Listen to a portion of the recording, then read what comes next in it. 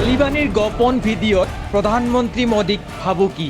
और मैं मोदी को बता देना चाहता हूं कि अगर आपने 20 साल के जंग की तईद की है तो हम मुसलमान हैं, हमने 100 साल की जंग की तईद की है। काश्मीर जेनेकुए নহওক সদায় আমাৰেই। कश्मीर तो ऐसा भी हमारा है और ये हमारे मुल्क का हिस्सा है। এজন মুজাহিদ শহীদ হলে 100 জন মুজাহিদৰ জন্ম হ'ব। एक मुजाहिद के बदले 100 मुजाहिद खड़े होंगे इंशाअल्लाह। ৰৈ থকা নাই একাংশ পাকিস্তানী আৰু বাংলাদেশী নিউজ চেনেলক। সকলোৰে লক্ষ্য কেৱল মোদী মোদী মোদী। চৰকাৰ গঠনৰ এসপ্তাহ সম্পূৰ্ণ নহওঁতে আফগানিস্তানৰ তালিবানী চৰকাৰৰ প্ৰকৃত স্বৰূপ জনচক্ষুৰ সন্মুখত পুনৰাই উদং হৈ পৰিছে। কাশ্মীৰ সন্দৰ্ভত নিজস্ব প্ৰতিক্ৰিয়া প্ৰকাশ কৰি মাত্ৰ দুদিন পূৰ্বে তালিবানী চৰকাৰৰ এগৰাকী শীৰ্ষ নেতাই কৈছিল, সেয়া এক দ্বিপাক্ষিক বিষয়, ভাৰত পাকিস্তানৰ আভ্যন্তৰীণ বিষয়।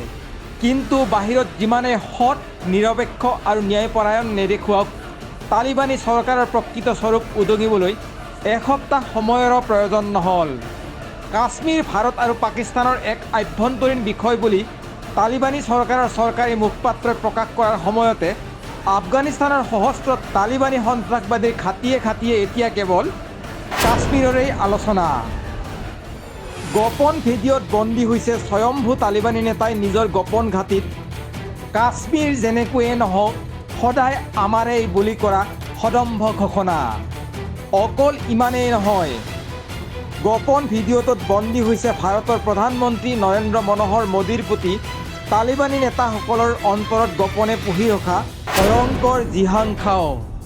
ভিডিঅ'টোলৈ ভালদৰে চাওক।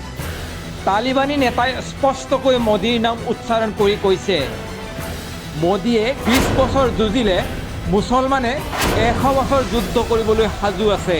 और हिंदू हुकूमत को बता देना चाहता हूं कि हम पाकिस्तानी आर्मी और आवाम के साथ शाना बशाना करे हैं। तुम हमारा न कुछ बिगाड़ सकते हो, हम बहुत जल्द फारिग होने वाला है इंशाअल्लाह। जिस तरह हमने अमेरिका को रुलाया इस तरह तुम्हारा भी यही हाल होगा। और जो धमकियां तुम देते हो, हमने जो धमकियां तुम देते हो ये आपसे पहले कई ममालिक ने हम लोगों को दी है और फिर उनका हश्र पूरी दुनिया ने देखा है।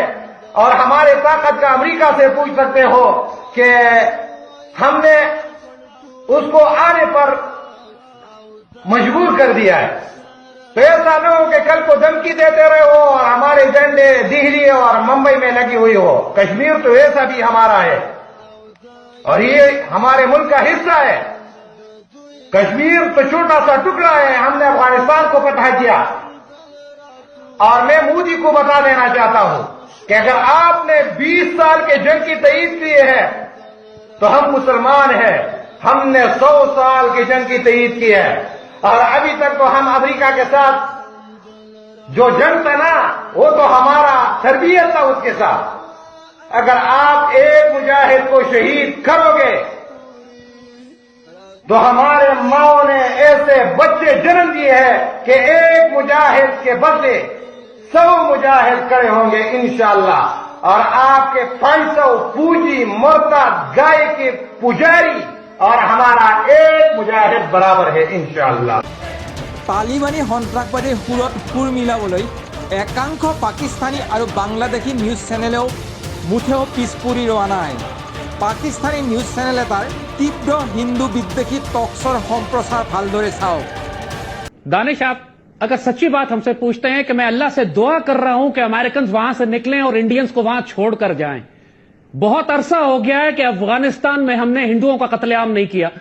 तारीखी तौर पर यह हमेशा हुआ करता था, जिसी वजह से अफगानिस्तान के पहाड़ों का नाम हिंदू कुश रखा गया है। हिंदू कुश का मतलब है हिंदुओं को कत्ल करने वाली जगह, वो जगह जो हिंदुओं को कत्ल करती है। तारीखी तौर पर जब भी हिंदू अफगानिस्तान में दाखिल हुए हैं, इनको वहां जिबा किया गया है। और हम दुआ कर रहे हैं अल्लाह से कि अमेरिकन निकलें और अफगानिस्तान में अपनी जगह पे बनिए को छोड़कर जाएं। फिर उसके बाद बनिए के साथ हम वो करेंगे कि बनिया उसके बाद अगली 1000 साल की तारीख में अफगानिस्तान और पाकिस्तान की तरफ निगाह उठा के नहीं देखेगा।